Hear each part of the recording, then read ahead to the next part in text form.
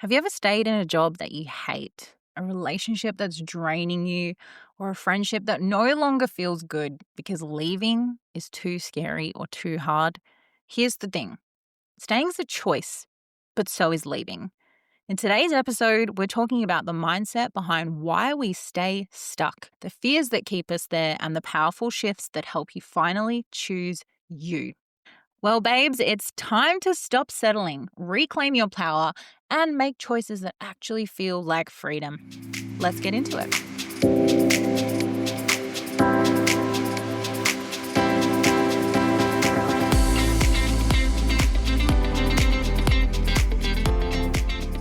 What's up, guys? Welcome back to another episode of Woke Up Worthy.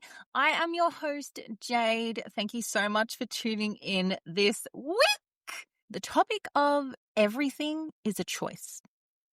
Now, you might say, Jade, why the fuck are we talking about that? Well, this whole theme and realization that everything in our life is a choice comes from reflecting on my own life, my own journey, my own life experience, because the amount of shit situations I've been in by choice, like not looking for them, but once in them, choosing to stay in them, right? And that's what I mean. The choice to stay in a shit situation and then complain about it before you decide to get yourself out, or before you decide, hey, this is it, I need help, kind of vibe.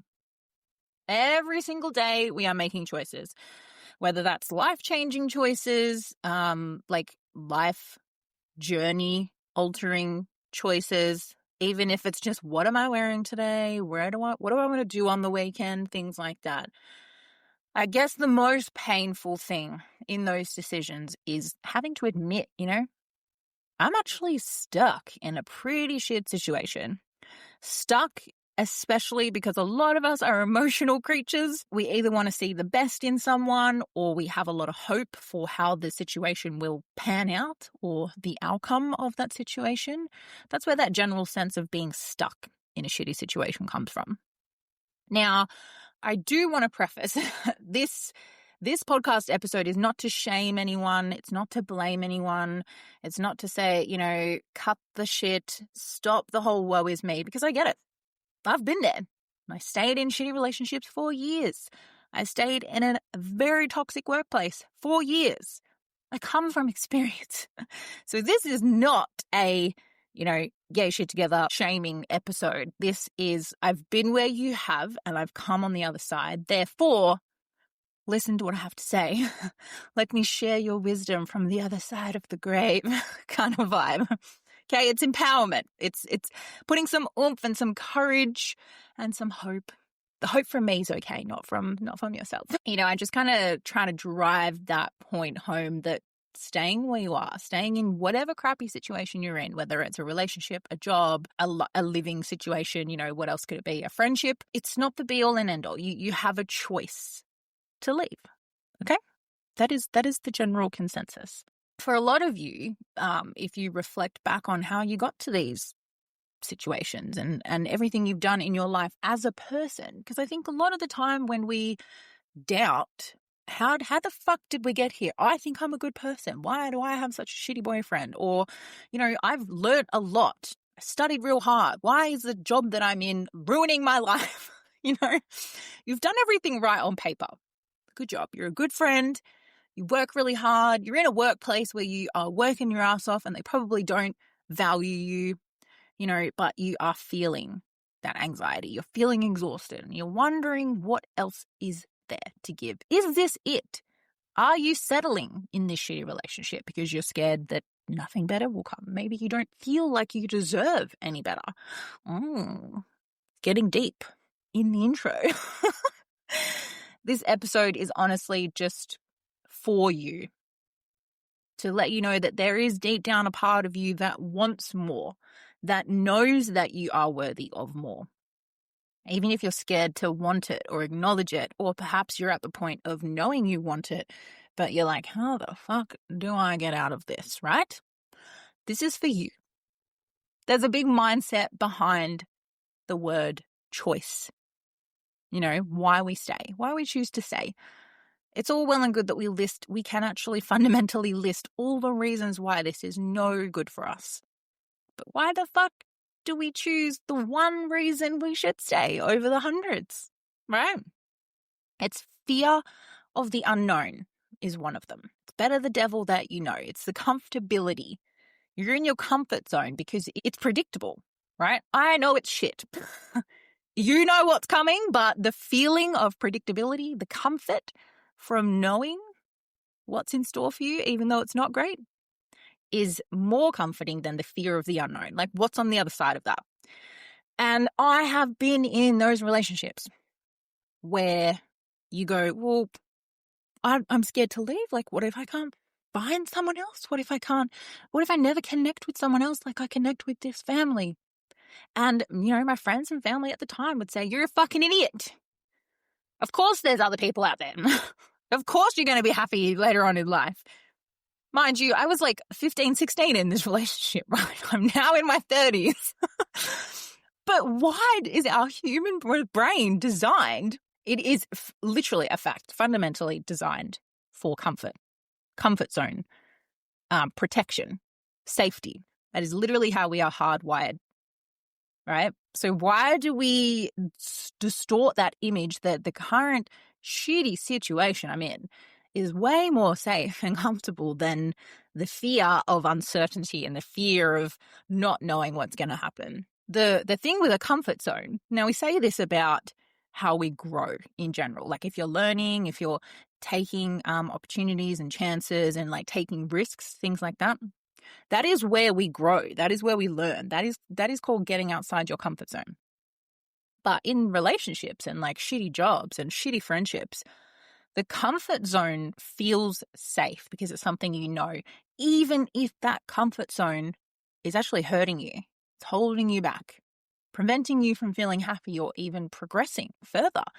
I know for me, the job that I was in, the shitty job that I was in, was actually doing so much damage to my physical and mental health for 5 years. It took me going on stress leave.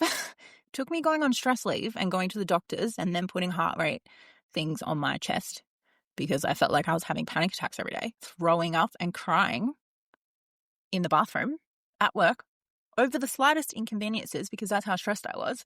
There's a full episode about this on my podcast. Why was I making excuses for that every day when the only logical answer would be to just get a different job, right?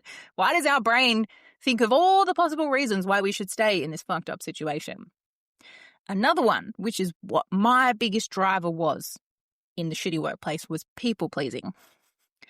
People pleasing. Afraid of letting others down or being judged, right?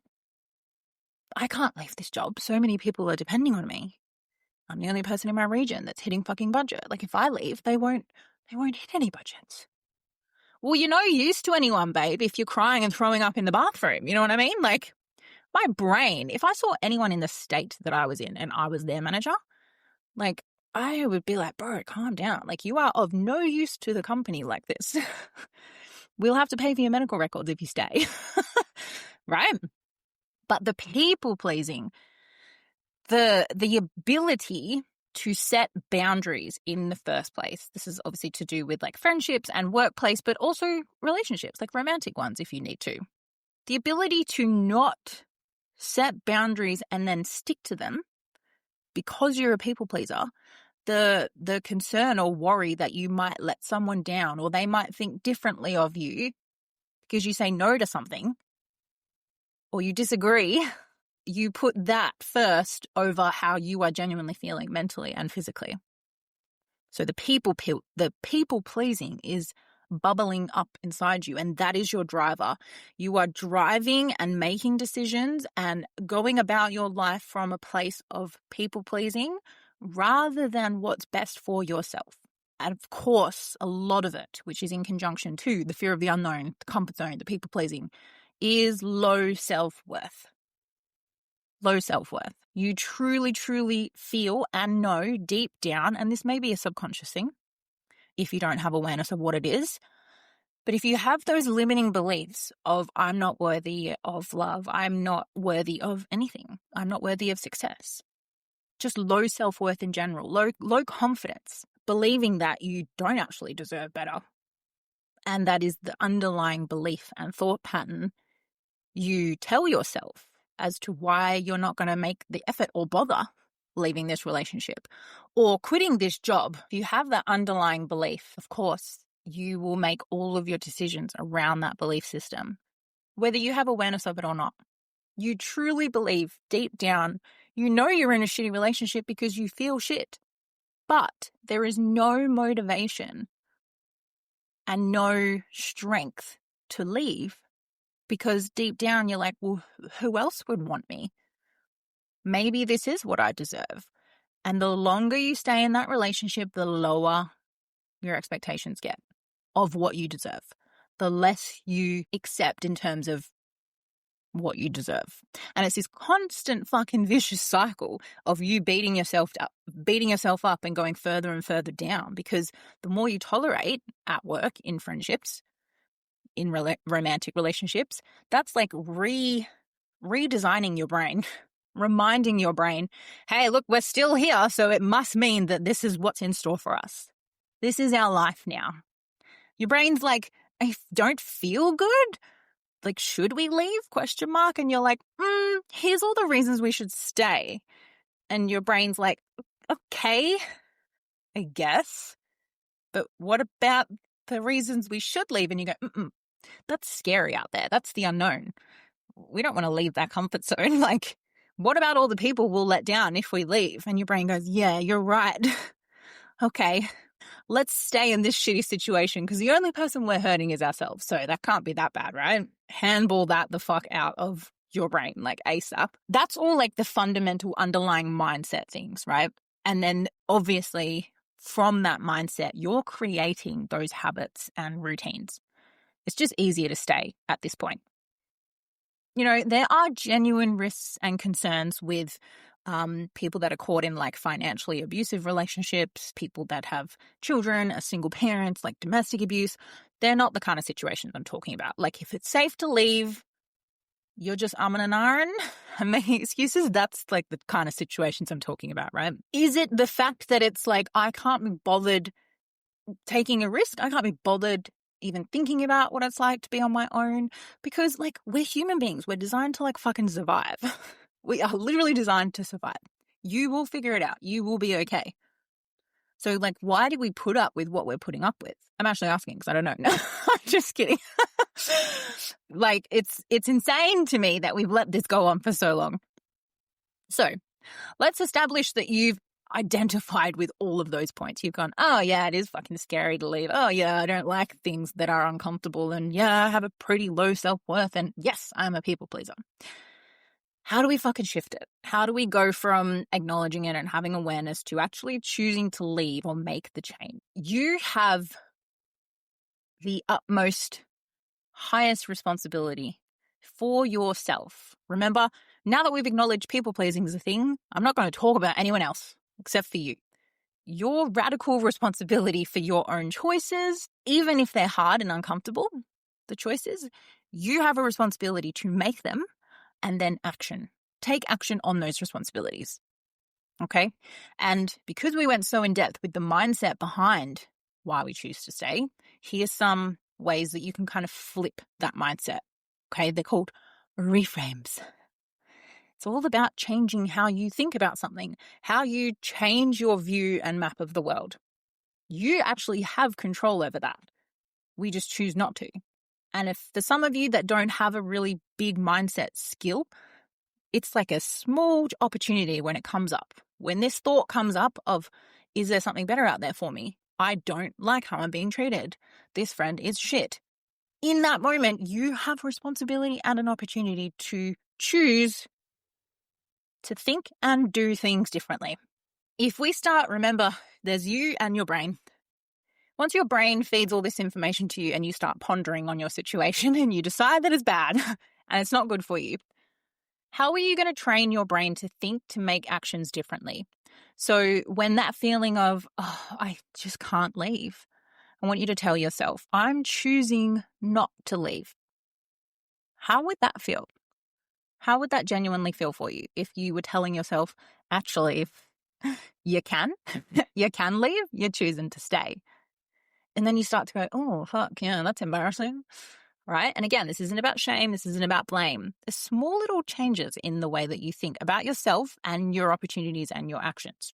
If the thought of like, I'm stuck comes up, you just haven't chosen to do something differently yet. Keyword, yet. Add yet onto every single one of your problems. It literally opens up so much optimism because you're going, oh, it means it's possible in the future, right? I haven't left this relationship yet. I haven't left this shitty job yet, or so far, depending on the context. So far, I don't know what it's like to live on my own yet. Such a powerful small thing that you can add on to every sentence and watch your mind go, ooh, possibility. Who is she? Right? These small little reframes and adding words and like changing the way that you see your problems or challenges. This is building self-trust. This is building self-belief. Your confidence is growing and your positive brain is changing and improving every time you shift it. Every time you choose to see something in a positive, optimistic outlook. Every time you take risks, every time you step outside that comfort zone, every time you set a boundary and stick to it. You choose to believe in yourself. You choose to believe that it will all be okay because I believe that I will take care of myself. I've got this. It'll be fucking hard and it's risky, but you'll be fine, girl. You've got this.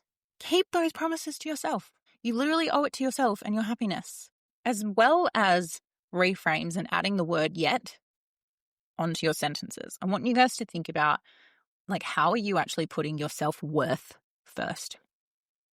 If you reflect on every excuse you've ever said or any thought that comes up or any decision, and at any time you've decided to stay in the situation you're in, like, how are you showing up for yourself? You're probably not, right?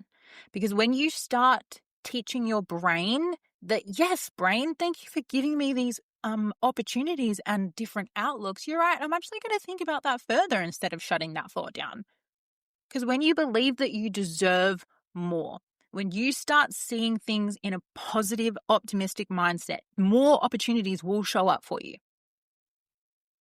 When you start believing that you deserve more, you will actually stop settling. Instead of you getting that bar getting lower and lower and lower, it's going higher and higher and higher. And you stop accepting so much bullshit. You start catching yourself more in the moment when you're making excuses. Instead of, oh, it's too hard, you go, oh, that's actually possible. Yeah, like maybe I could do that. And it's that habit over and over again for your brain. Choose courage over comfort. Like, growth is not about feeling comfortable. Growth is not about having all the answers. It's about finding them and doing what is like possible for you. Like, get out there and fucking do it and try. Back yourself. And it doesn't mean that you're quitting overnight, right? It doesn't mean that you have to up and leave your job right now. It doesn't mean you're walking out the door tomorrow. It doesn't mean you're calling that friend right now and going, fuck you, I'm out. It's small steps. It starts with your mindset though. It starts with your mindset. So catching yourself when those thoughts come up, changing them, and start building up that self-belief. Start building up that tolerance for the bullshit in your life. Break down the tolerance for the bullshit in your life. We don't want a higher tolerance. We want it lower, so you decide to leave. Take those small risks, small steps towards change. Doesn't have to be dramatic overnight. We're not going cold turkey here, okay? Especially if you've been stuck in this situation for so long. It's realistic to think that it's not going to happen overnight. The first step is just believing that there is something different out there and that it is okay. Believing that, yes, there's better out there for you because you deserve it, because you are worth it. A few little cues that you guys can pick up on if you consider like the situation that you've been pondering on, whether it's work, friendships, romantic, whatever.